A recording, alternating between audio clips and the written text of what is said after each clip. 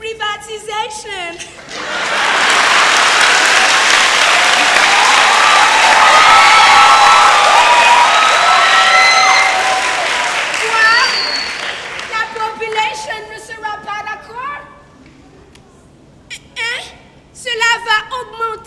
La misère en Haïti? Bon ben comment? Cela ne nous regarde pas. Nous vous laissons gérer ces petits détails vous-même.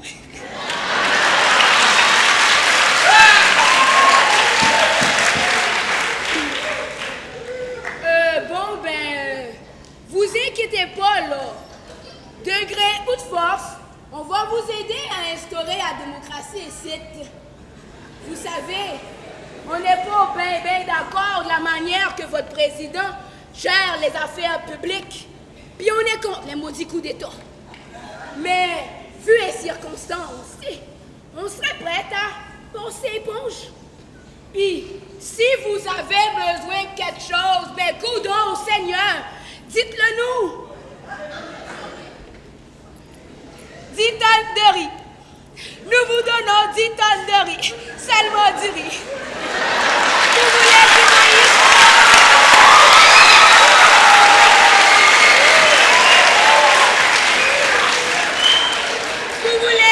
Vous voulez du maïs? Désolé, c'est du riz ou rien du tout, du riz. Vous savez, rien n'a vraiment changé. Depuis le temps où les Espagnols vous forçaient à chercher de l'or, le bâton et la carotte ont remplacé le fouet de nos commandeurs. C'est toujours le même principe. Nous n'avons pas vraiment le choix. Ou nous nous laissons exploiter, ou nous crevons. Mais qu'attendiez-vous donc du colon? Qui vous prenne par la main en vous offrant sur le plateau d'argent autonomie et puissance? Lorsque nous luttions pour l'indépendance, nous savions que rien ne serait facile. Qu'après le départ des Blancs, il nous faudrait fournir des efforts immenses et consentir d'énormes sacrifices pour nous hisser au niveau des autres nations. Vous vous êtes précipité tête baissée dans les pièges que vous tendait l'ennemi, par cupidité, vanité ou sottise. C'est trop facile d'accuser le colon d'être responsable de tous vos malheurs. Il n'a fait que vous aider à dévaler la pente sur laquelle vous vous étiez engagé. Nous vous avions laissé maître de votre destin. Vous seul êtes responsable de vos choix. Non! Ce n'est pas si simple. C'est vrai. Nous avons laissé passer bien des opportunités. C'est vrai que nous nous sommes comportés comme des irresponsables. Des apatrides même. Et c'est surtout vrai que nous avons brisé l'union sacrée qui a permis 1804. Mais en tout ça, nous n'avons fait que suivre l'exemple de nos aînés. Votre exemple, messieurs. Quoi? Oui! Votre exemple, messieurs. Cette gangrène qui ronge notre Haïti depuis 2 siècles n'est autre que le venin de la désunion. Oui, ce poison-là nous a été inoculé par le blanc. Lui n'avait d'autre choix que de diviser pour mieux régner. Mais nous, qu'avons-nous fait? Nous l'avons laissé librement circuler dans nos veines. Nous l'avons laissé aveugler notre conscience. Et nous l'avons nourri et alimenté de notre égoïsme, de nos jalousies et surtout de nos frustrations. Cette haine, cette rivalité malsaine qui dresse chaque Haïtien contre son propre frère, c'est vous, oh oui, c'est vous qui nous l'avez transmise. Car c'est elle qui dressait déjà dos à dos Toussaint et Rigaud lors de la guerre du Sud. C'est elle qui a orchestré l'assassinat du Pont Rouge.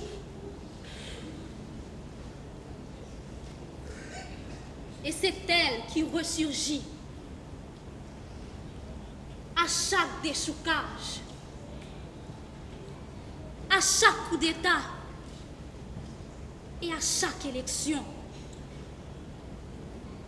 Cette rage, cette folie destructrice font aussi partie de l'héritage que vous nous avez légué.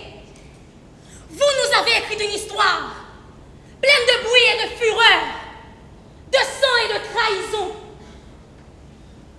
Votre principal enseignement a été de nous montrer à nous méfier l'un de l'autre. Vous avez semé le vent. Il est à présent normal que vous récoltiez la tempête. Comment osez-vous, petite impertinente? Je n'ai fait que dire la vérité. Vous ne respectez donc rien, Majesté. Faites-les pauvres, faites-les garder. Elle ne mérite pas de vivre. Attends, sans gain là ou même.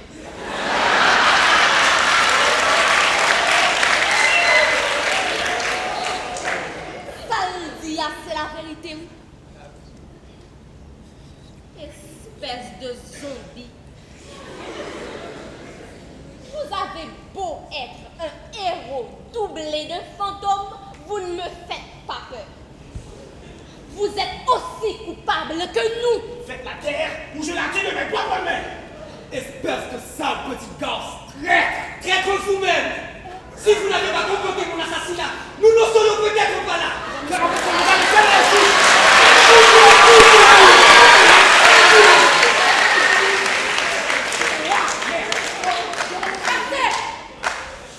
Cela suffit. Vous offrez un spectacle affligeant. Messieurs, vous vous oubliez un peu de tenue. À la lumière des arguments développés de ce tribunal, je crois que nous nous sommes tous fait une opinion. La décision me revient donc, puisque vous êtes prisonnière de mon royaume.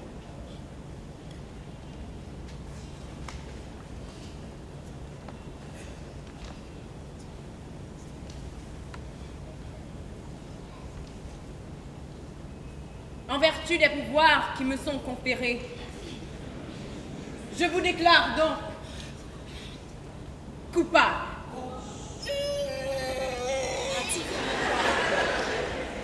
Toutefois, je suis forcée de reconnaître que vous avez des circonstances atténuantes. Tout compte fait, avec tout ce qui se passe dans votre monde, nous ne sommes guère pressés de retourner vivre là-haut. Les nouveaux colons sont encore plus terrifiants que ceux d'autrefois. Les progrès du XXIe siècle ont encore creusé l'écart qui existait entre les faibles et les puissants. Je crains que mon peuple ne sache se défendre contre ces nouveaux prédateurs. Nous vous laissons donc repartir chez vous. Mais écoutez-moi avec attention. Vous leur direz que nous leur offrons une dernière chance. En 2004, cela fera 2 siècles depuis que vous vous êtes rendu maître de ce coin de terre. Si d'ici là, vos congénères et vous continuez à vous conduire de la sorte, si vous continuez à mener l'île à sa perte, nous serons forcés d'intervenir, car vous mettrez ainsi l'équilibre et le bien-être de mon peuple en danger. Si d'ici là, nous ne constatons aucun changement dans le comportement de ceux d'en haut, nous demanderons à nos dieux d'intervenir et nous vous ferons disparaître sous une pluie de laves et de feu. Haïti deviendra un désert de cendres, une terre maudite où même marin égaré ne voudra s'arrêter. Tandis que mon peuple continuera à vivre, à tout jamais tranquille, au cœur de Quisqueya. Oui, mais 2004, madame, c'est demain. Demain, c'est demain. Vous avez jusqu'à 2004. Non. Dites-le bien. Non, Attends. 3 000. Maîtresse, C'est une sottises. Vous savez ce qu'il vous reste à faire. Madame, donnez-nous une chose. Attendez, 2004. Oui! Supeita! Ilio! Umba, umba, umba, umba, umba, umba, umba,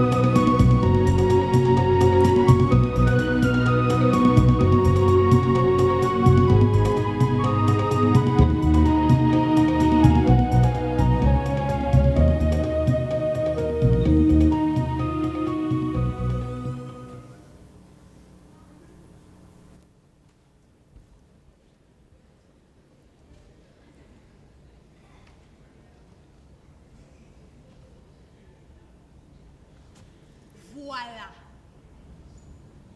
Tout est bien qui finit bien. Les jeunes filles sont sauvées. Elles seront ramenées à leur univers artificiel, leur petit confort, qui déguise si bien la misère des autres. On pourrait presque dire que rien n'a changé, sauf que quelque chose d'irrémédiable est arrivé au fond de cette grotte. Elles ont pris conscience du mal qui ronge cette terre. Elles sont jeunes. Elles vont croire qu'elles peuvent changer le monde. Elles se sentent désormais investies d'une mission sacrée. Transmettre le message des habitants de Quisqueya et sauver ce coin de terre. Pauvre petite fille naïve. Vous allez voir, quand elles vont raconter leur histoire, les gens d'en haut ne vont jamais vouloir les croire. Elles vont se faire dépecer. Ils vont les ridiculiser. Ils les feront passer pour timbrés. Si elles insistent, on les enfermera même à l'asile. Ces gens-là détestent toujours ceux qui leur disent leurs 4 vérités. Ceux qui leur placent face à leur conscience. Je sais de quoi je parle, moi. C'est moi qui vous le dis. Moi, Dédé Basile. Ils ne m'ont jamais pardonné d'avoir dénoncé le meurtre de l'empereur. Depuis lors, leurs enfants me lancent des pierres et m'appellent Défilé. Défilé la folle. Folle. Ils les feront passer pour folles. Je parie que ces petites ne trouveront pas un seul chrétien vivant pour croire à leur histoire.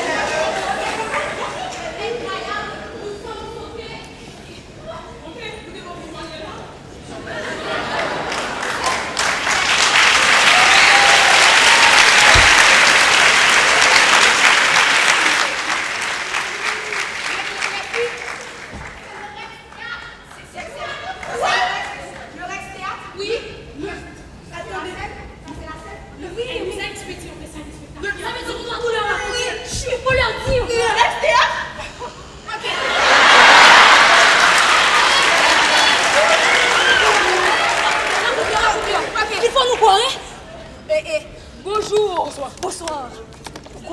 Bonsoir. On est désolé de vous déranger. Vraiment désolé. Mais nous avons atterri ici par hasard. Bon, il y avait une boîte. Il y avait une voiture. Il y avait un avion. I am talking.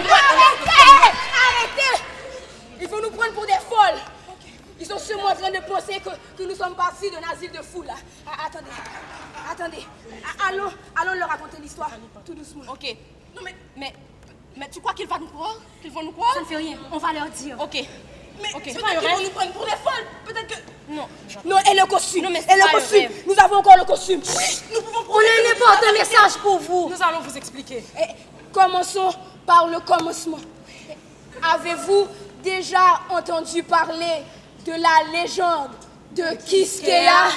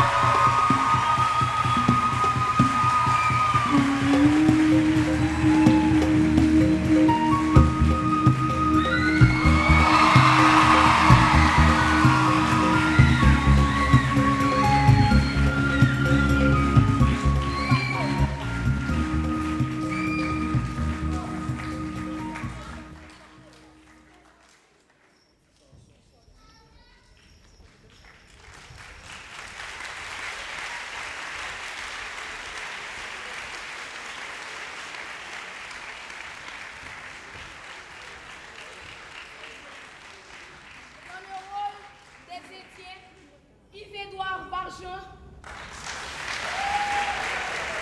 Marcel Béouette, Cristello Baptiste,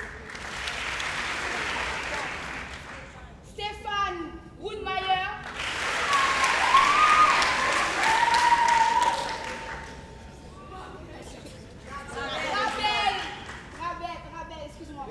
Rabel Réginal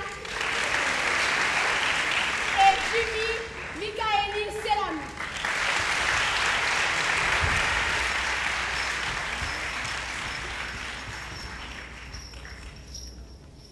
Dans le rôle des Indiennes, Nastasia Polimon, Mariana Jean-Louis, Cara Turnier, Coralie Brunet, Jenna Jacques. Dans le rôle des suivantes, Audrey Cotard et Fabienne Jolivert.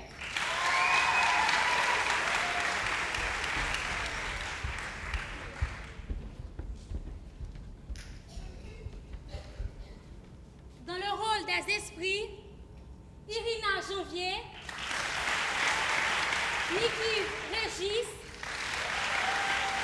Maëlle Othello.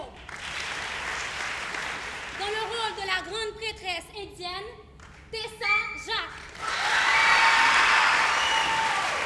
Dans le rôle de Catherine Flon et de la grande prêtresse africaine, Caroline Desfailles. Et dans le rôle de Défilé la folle, Valérie Tardieu.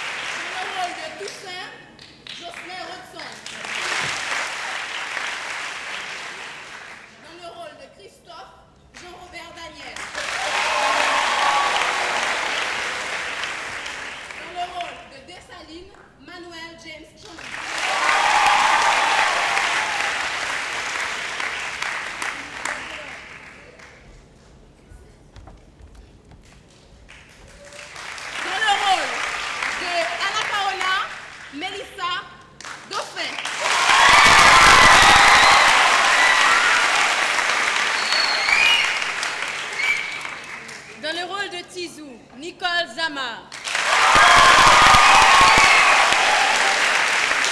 Dans le rôle de Sylvie, Cynthia Jean-Louis. Dans le rôle de Laurence, Audrey Guerrier. Dans le rôle de Manu, Stéphanie Saint-Louis. Et dans le rôle de Joël Joseph.